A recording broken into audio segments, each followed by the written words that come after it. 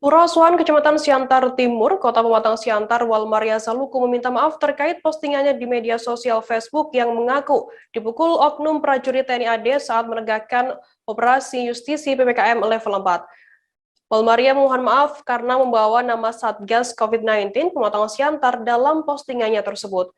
Sementara itu pelaku yang diduga menganiaya Walmaria yakni oknum prajurit TNI AD asal Tapanuli Utara yang saat ini masih dalam pemeriksaan Denpom 1 Pematang Siantar.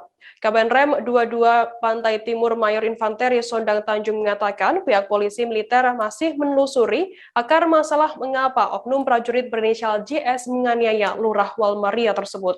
Sebab ada fakta bahwa antara keduanya adalah tetangga yang sama-sama buka usaha kedai kelontong. Terkait informasi lebih lengkapnya akan disampaikan oleh rekan wartawan kami dari Tribun Medan, ada Alija yang saat ini sudah tersambung bersama kami. Halo Alija. Ya, halo Firda. Alija, bisa Anda jelaskan bagaimana peristiwa terjadinya penganiayaan yang dilakukan oleh oknum prajurit TNI ini kepada lurah asuhan di sana? Ya, demikian aksi pemukulan yang diduga dialami oleh lurah asuhan oleh oknum prajurit TNI masih menjadi tanda tanya oleh awak media. Jadi, rekan media sudah menunggu kemarin sore untuk mempertanyakan bagaimana sebenarnya akar masalah penyebab aksi pemukulan sehingga lurah asuhan membuat postingan di Facebook gitu. Lurah sendiri mengaku menegakkan prokes sementara beberapa relawan COVID di wilayahnya mengaku bahwasannya mereka menggelar operasi justisi di kelurahan lain, bukan di kelurahan asuhan seperti yang diceritakan oleh lurah asuhan Walmaria Zaluku. Nah, perlu diketahui juga antara lurah dan prajurit TNI berinisial JS itu masih sama-sama bertetangga. Gitu. Sementara relawan COVID sendiri mengatakan di kediaman yang juga warungnya milik prajurit inisial JS itu masih dalam kategori aman, tidak ada kerumunan. Jadi pihak awak media masih menunggu seperti apa kelanjutan dari kasus ini. Demikian. Kemudian bagaimana tanggapan dari pihak Kapen Rem sendiri terkait adanya dugaan penganiayaan ini? Jadi KPRM sendiri belum bisa menjelaskan ke media, ke publik tentang apa akar masalah. KPRM mengatakan untuk kasus ini masih ditangani, diperiksa oleh Denpom Pematang Siantar. Mekanisme di mana prajurit menyampaikan hal itu ke publik harus ada atas izin pimpinan.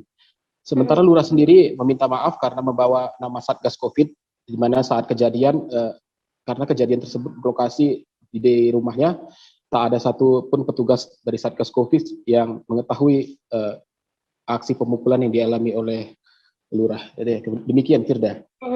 Kemudian Alija, informasi terakhir saya dapat bahwa lurah ini meminta maaf karena membawa nama Satgas COVID-19 di sana. Bagaimana kebenarannya?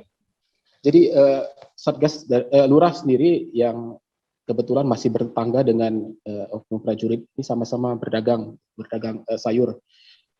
Aksi pemukulan itu terjadi malam sekitar pukul 11 di mana situasi sudah mulai sepi.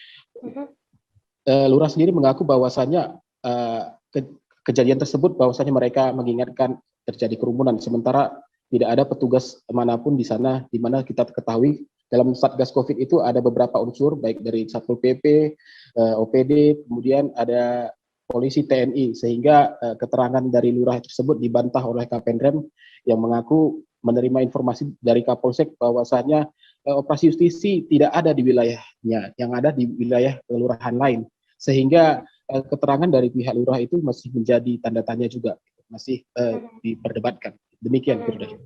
Baik, Tribuners, tadi jurnalis kami Alija juga melakukan wawancara dengan Kapenrem 022 Pantai Timur Mayor Infanteri Sondang Tanjung dan juga Lurah Asuhan Walmaria Zaluku. Berikut liputannya untuk Anda.